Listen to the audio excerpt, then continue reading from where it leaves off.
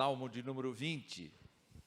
E eu quero convidar os irmãos para lermos apenas o verso 9, o último versículo do Salmo 20. Vamos ler juntos, Salmo 20, verso 9. Vamos lá. Ó Senhor, dá vitória ao Rei, responde-nos quando clamarmos. Que Deus nos abençoe. Meus irmãos, este salmo faz um certo casamento com o Salmo 21.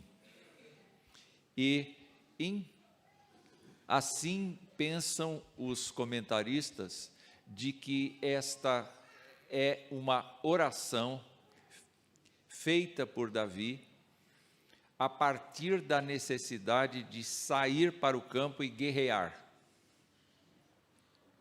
Antes de sair, então, para a guerra, o salmista se prepararia com seu exército para defender as divisas do seu país, os marcos do seu país, a população em geral, porque naquele ambiente nós poderíamos encontrar uma situação mais ou menos parecida com o que a gente assistiu nos vídeos aqui. Pessoas não apenas agressivas com palavras, mas agressivas com tentativa de assassinato, com tentativa de destruição, com invasão. Nós devemos nos lembrar que quando Deus prometeu a Abraão uma terra, tinha gente lá. Tinha gente lá. E Deus disse: vocês vão destruir as pessoas que estão lá. Então é muito natural que numa terra onde houve uma invasão de Israel para assumir o lugar prometido por Deus, houvesse gente contrariada o tempo todo. Gente que se sentia destronada, gente que se sentia absolutamente alijada do seu espaço inicial. Porque um povo chegou e um povo foi tomando os espaços à custa de guerra, à custa de violência, porque Deus mandava que assim acontecesse. E Israel, até hoje, vive pressionada pelos seus inimigos. Até hoje. E será assim sempre, até que Jesus volte. Aquele ambiente, aquele espaço, sempre foi um espaço de muita luta. Todos os povos em volta tinham o mesmo rito, Eles faziam preces e sacrifícios aos seus deuses para ganhar a guerra. Israel não era diferente.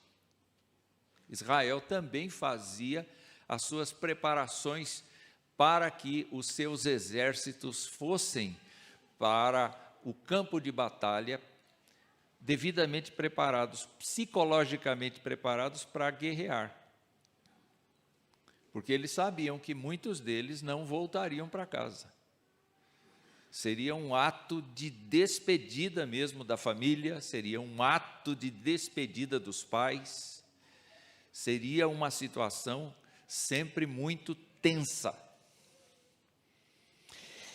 E o Salmo 20 é exatamente um salmo que traz da parte de Davi essa função de ordenar como é que Israel deveria fazer oração, em que Israel deveria pensar quando o seu rei e os seus parentes que compunham o exército de Israel fossem para o campo de batalha.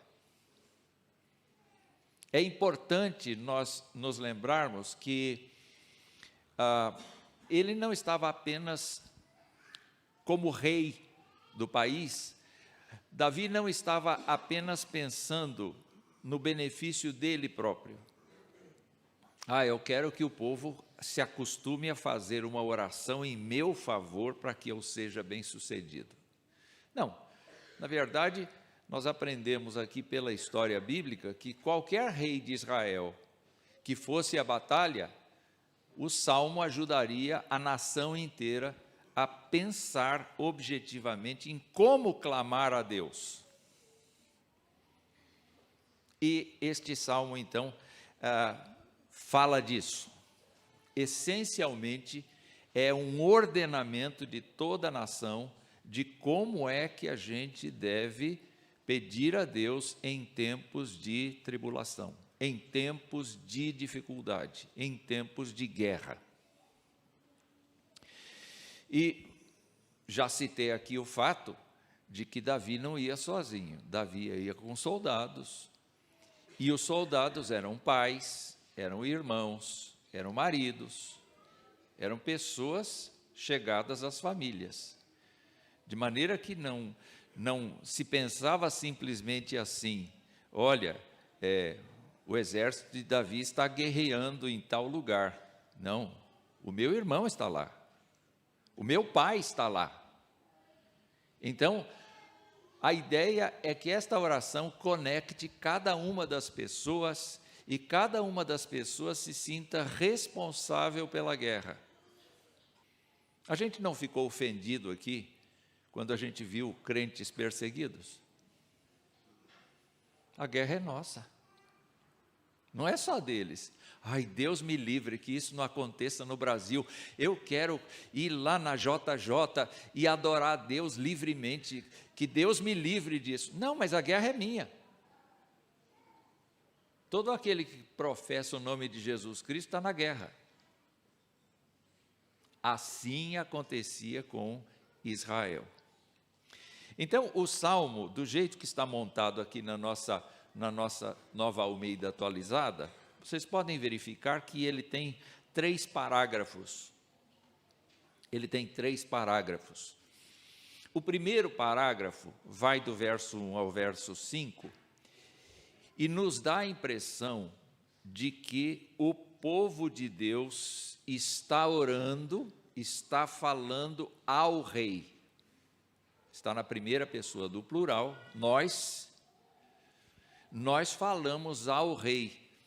E nós dizemos que o Senhor lhe responda no dia da tribulação, que o nome do Deus de Jacó o proteja, que do seu santuário ele lhe envie socorro, e que desde Sião o Senhor o sustenha, e que ele se lembre de todas as suas ofertas de cereais, e aceite os holocaustos que você ofereceu. E que Deus lhe conceda o que o seu coração almeja e realize tudo o que você planejou. Nós celebraremos a vitória com júbilo e em nome do nosso Deus hastearemos pendões e que o Senhor satisfaça todos os seus desejos. A impressão que a gente tem quando faz esta leitura é que o povo está falando com o rei. E sempre Deus está na terceira pessoa, que Ele lhe faça, que Ele lhe abençoe, que Ele lhe dirija. É uma palavra abençoadora. O segundo parágrafo que nós temos aí, começa no versículo 6 e vai até o versículo 8, pela divisão da Nova Almeida atualizada. E é como se o sacerdote, o sumo sacerdote, a autoridade religiosa, desse o pontapé inicial da manifestação da fé. Então, nesse sentido, ele diz assim: agora sei que o Senhor salva o seu ungido, ele lhe responderá do seu santo céu. Por que ele fala assim? Os intérpretes entendem que entre o versículo 5 e o versículo 6 havia o tempo do sacrifício. Então, se falava esta parte, a primeira parte da oração, e em seguida o rei viria com suas ofertas de cereais e holocaustos, e havia aquele momento de entrega, de confissão de pecados, de ação de graças, aquele momento de culto a Deus, então a autoridade eclesiástica diria para o rei e para toda a população: agora sei que o Senhor salva o seu ungido, ele lhe responderá do seu santo céu com a vitoriosa força da sua mão direita. E aí esta mesma pessoa diria então a todo o povo: uns confiam em carros de guerra e outros em seus cavalos, nós, porém, invocaremos o nome do Senhor nosso Deus. Eles se prostram e caem, nós, porém, nos levantamos e nos mantemos em pé. Então, neste momento do Salmo, não é apenas a oração em favor do rei, mas agora é a manifestação pública do povo de Deus, que vai dizer assim: olha, independentemente dos reveses que nós tivermos, das dores que nós passarmos, das aflições que nós tivermos, nós vamos nos levantar, e nós vamos estar de pé, e nós vamos ser esse povo corajoso. Pensando no Salmo e pensando no cântico que nós acabamos de cantar, quando nós cantamos que o nome de Deus é maravilhoso, para a nossa edificação, nós nos confortamos com essa realidade. Mas para a mensagem que nós estamos pondo na rua, pela transmissão, esse é nosso canto de guerra. Nós estamos dizendo ao mundo que o nome de Deus é maravilhoso. É interessante, porque nós estamos em guerra.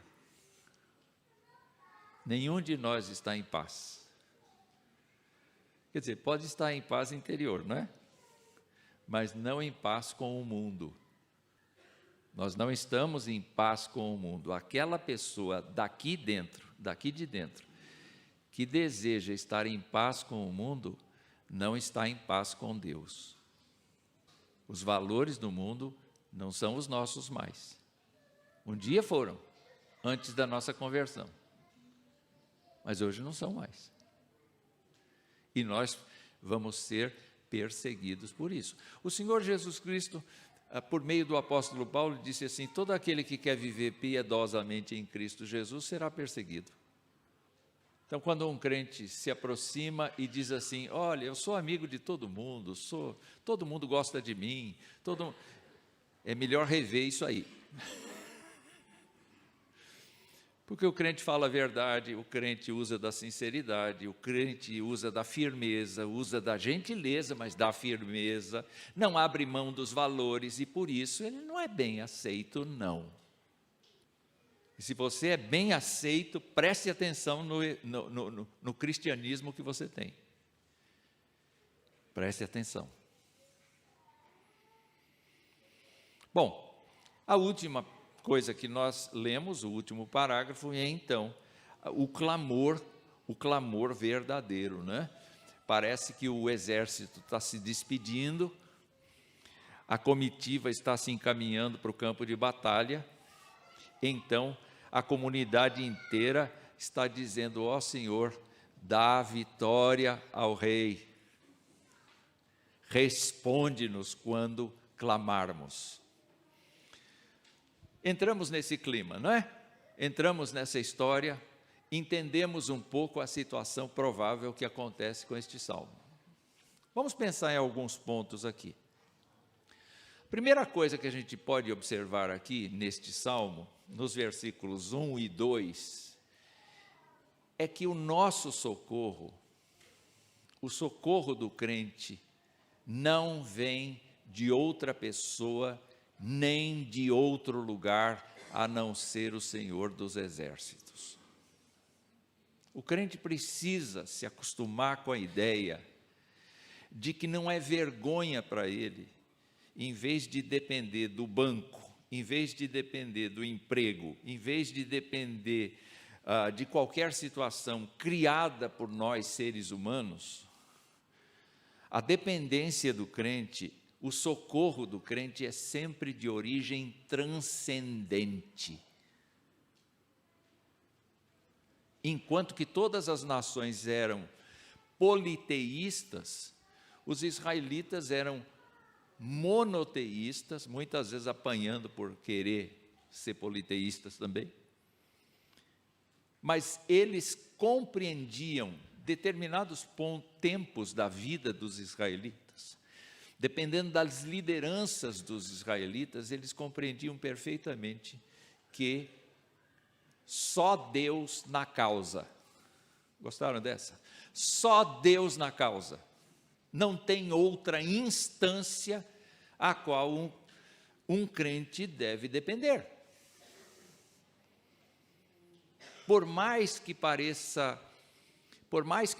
natural a gente procurar o auxílio, e a gente deve procurar o auxílio da justiça, a gente deve procurar os mecanismos sociais que nos garantem os direitos de liberdade de expressão e tal, etc. A gente deve procurar isso, mas o nosso socorro não vem daí.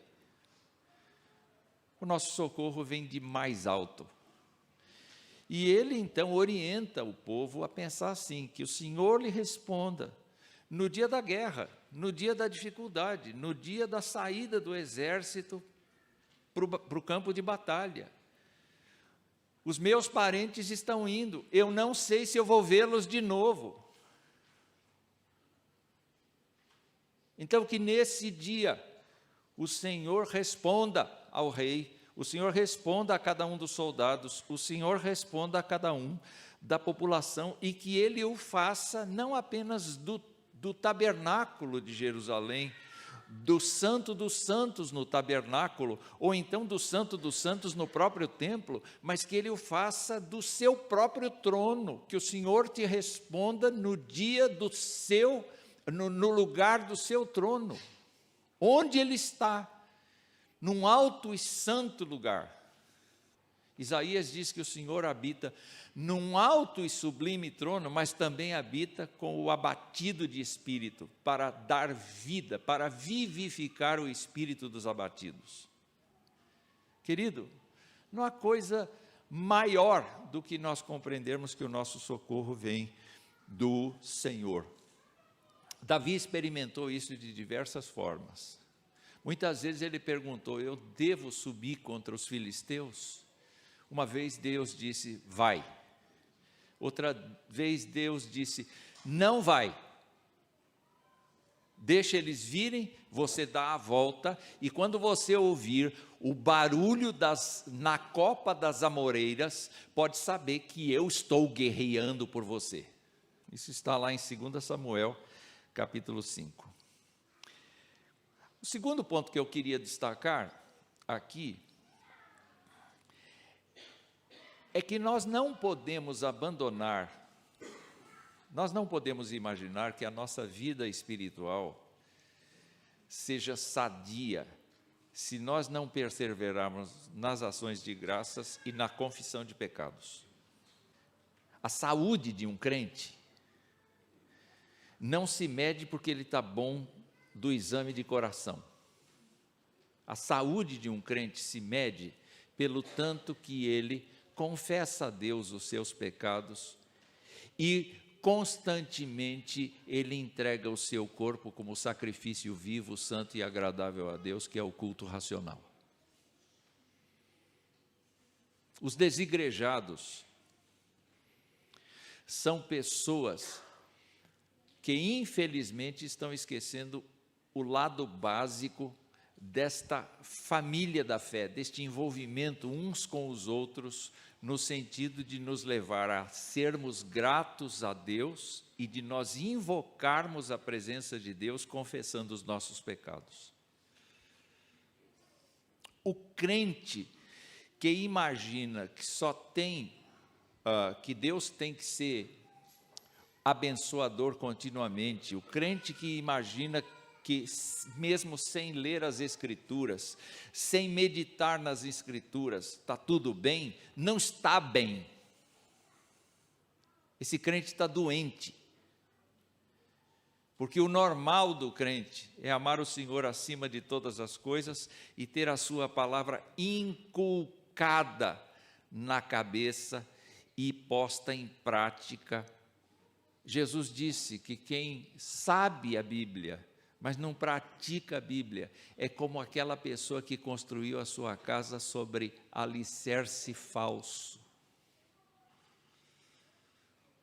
Então o que a gente precisa pensar é que quando ele diz assim, que ele se lembre de todas as suas ofertas de cereais, aceite os holocaustos que você ofereceu, que Deus lhe conceda o que o seu coração almeja e realize tudo o que você planejou.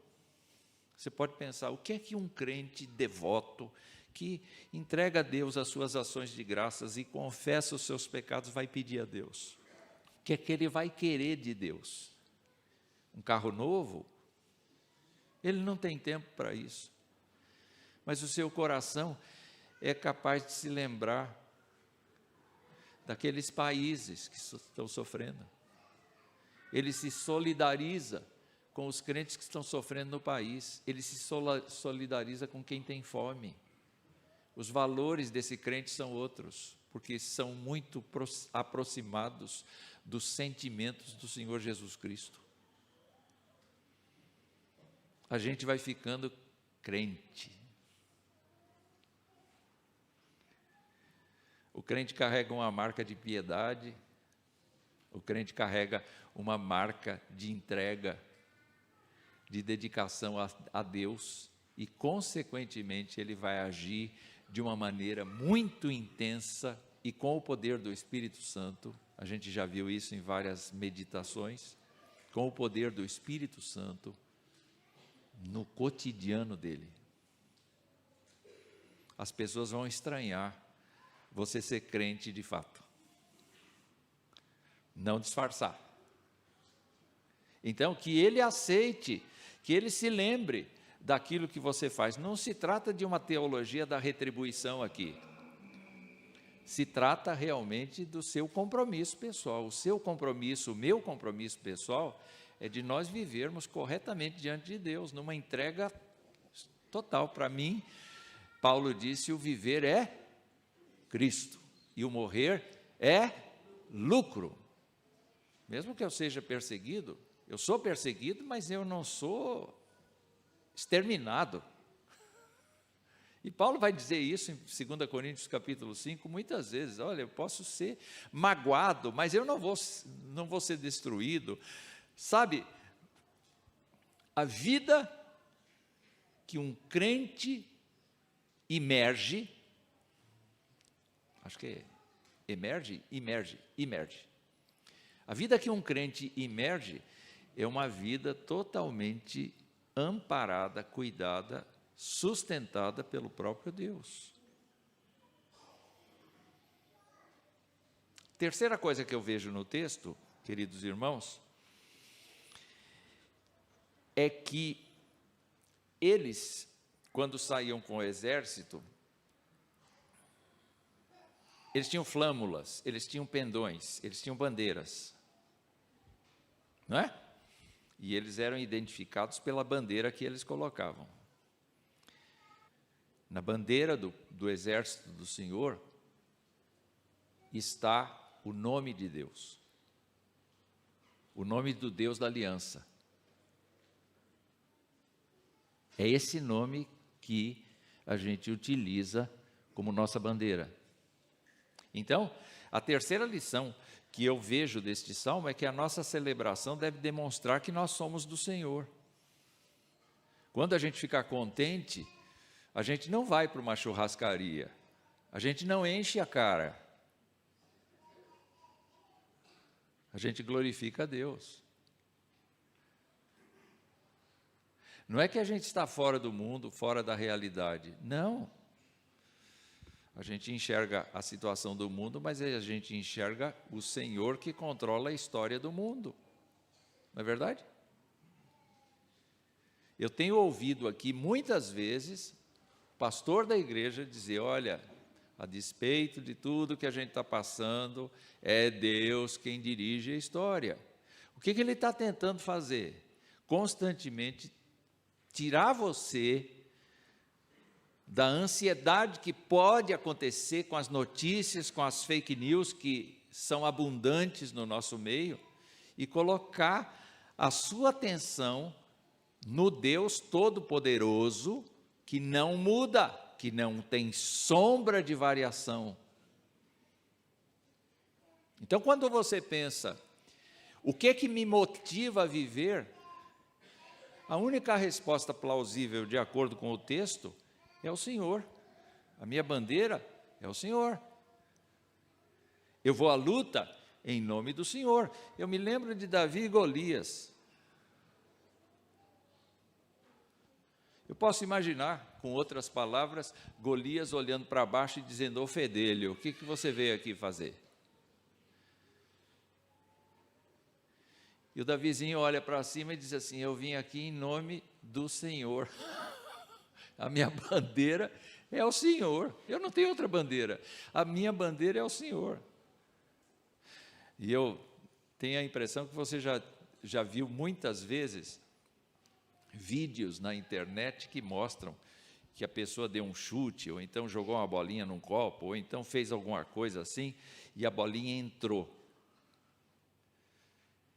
O que eventualmente você não viu foi um cara todinho vestido de verde, que pegou a bolinha e jogou dentro do copo. E ele, com o chroma key, some. Então você imaginou: nossa, que habilidade do rapaz, que habilidade do atleta. Não, aquilo é enganação muitas vezes. Só que quando a gente pensa no Senhor, o Senhor não engana. Ele realiza tudo quanto é necessário fazer, e Ele opera milagres. Ele opera intervenções até hoje.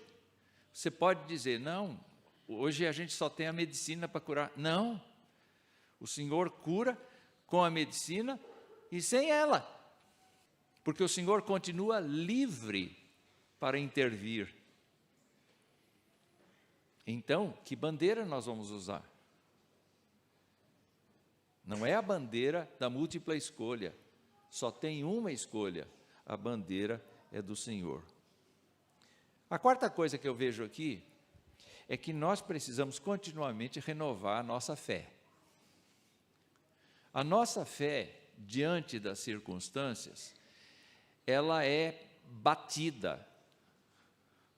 Ela sofre pressões. O tempo todo ela sofre pressões.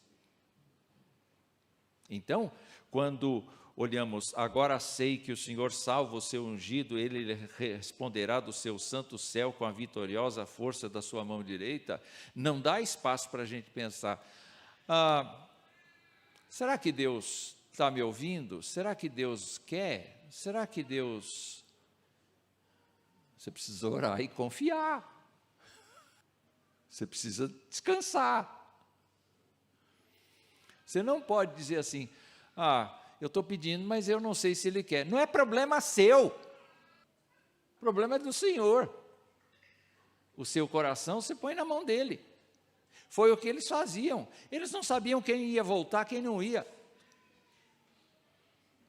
Mas uma coisa eles sabiam: que o Senhor ia dar para eles a vitória que era necessária para a segurança de todos. Haveria prejuízos? Haveria. Só que esses prejuízos seriam inferiores a tudo quanto o Senhor daria. Houve ocasiões em que o Senhor disse assim: não precisa levantar a espada, não vai ter nada. Pode deixar que eu mesmo cuido. E ele dizimou um exército de 185 mil homens sozinho. Quando as pessoas foram lá, alguns mortos, alguns fugiram, alguns confusos, loucos. Quem fez isso? Não foi nenhum homem conhecido, foi o Senhor. Então, quando o crente vai viver a vida cristã, ele não pode, ainda que ele sofra batidas contra a sua fé, ele tem que renovar a sua fé. E é isso que a oração está fazendo. E a última lição que eu quero deixar aqui com vocês é que nós devemos manter constantemente a nossa confissão de fé. Eu gosto muito, com todo respeito à nossa igreja aqui, mas eu gosto muito de que lá na Vila Hortolândia, na segunda igreja, constantemente o pastor coloca na liturgia o credo apostólico, o credo niceno, que são bandeiras do cristianismo, declarações teológicas do cristianismo, e ele faz o povo recitar: creio em Deus Pai Todo-Poderoso, Criador dos céus e da terra, creio em Jesus Cristo, seu Filho, que nasceu da Virgem Maria, padeceu sob o poder de Pôncio Pilatos, foi crucificado, morto, sepultado, ressuscitou ao terceiro dia, subiu aos céus. E os crentes têm que repetir isso. Por que é que os crentes têm que repetir isso? Porque estas velhas verdades continuam sendo as verdades absolutas. E os crentes perdem a tradição evangélica, os crentes não cantam mais hinos, os crentes não cantam mais, eles só cantam cânticos, e muitos deles românticos. É um romantismo, é um lirismo, não é aquilo que vai fazer carregar mesmo a nossa convicção. Porque, meus irmãos, está muito fácil a gente acreditar no poder do dinheiro, no poder da medicina, no poder da estratégia, no poder dos planos humanos. Mas o povo de Deus vai dizer: eu não creio em nada disso. Quer dizer, eu uso isso, mas eu não dependo disso. A minha vida está pautada no Deus Todo-Poderoso. A minha vida não tem mecanismos de escape pelas forças humanas.